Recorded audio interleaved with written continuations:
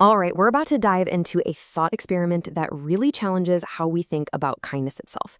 It shows how our perspective can totally change the meaning of a good deed. And it all kicks off with one simple but pretty difficult question. Sounds strange, doesn't it?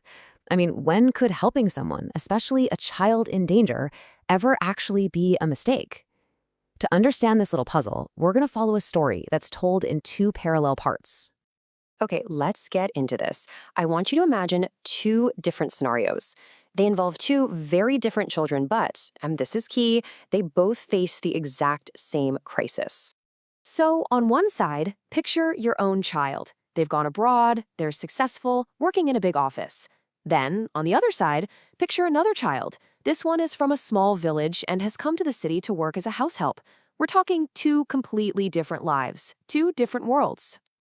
And then, the unexpected happens to both of them. In their own separate worlds, each child faces a sudden, life-threatening medical emergency. It's a moment of just pure chaos and fear. Now, in this moment of crisis, a stranger steps forward to help, a good Samaritan. But the reaction to this act of kindness?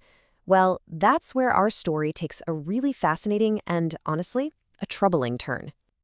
What this person does is simple, direct, and heroic. They don't hesitate for a second. They take the child to the hospital, they make sure treatment gets arranged, and they stay right by their side until the danger has passed. A purely compassionate act, right? But later, when people start praising the Samaritan, this weird line of questioning begins. Suddenly, this act of kindness is seen through this lens of suspicion. People start asking, is this praise actually an attack on those who are supposed to be responsible? Is this all just some kind of cover-up? And this brings us right to the core of the puzzle.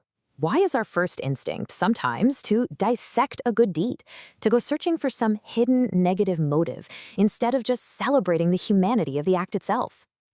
Well, the argument here is that the answer lies in the lens we use to view the situation. Our judgment isn't objective at all. It shifts dramatically depending on who is at the center of the story. And here's where the problem is laid bare. If it were your child abroad, a stranger's help would be met with overwhelming gratitude. Of course it would. But when it's the child from the village, the exact same act of helping is suddenly met with suspicion. The same action gets two completely different reactions.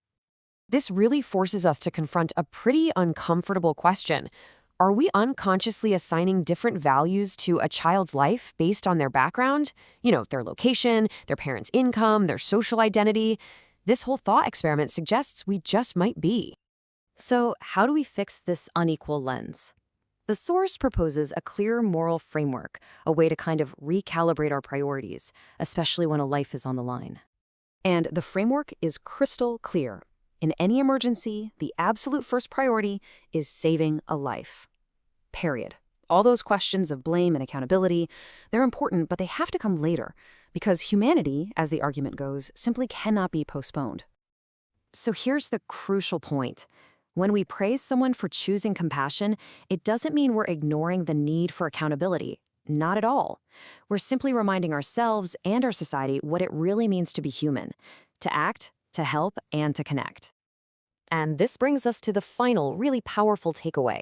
This thought experiment reframes empathy not as some soft, optional feeling, but as something absolutely essential to a civilized world. You see, empathy isn't a distraction from the hard questions of responsibility and justice. It is the bedrock that a functioning, humane society is built on. It's that impulse that makes us step forward, not to cover something up, but to hold each other up. And that's a thought really worth holding on to.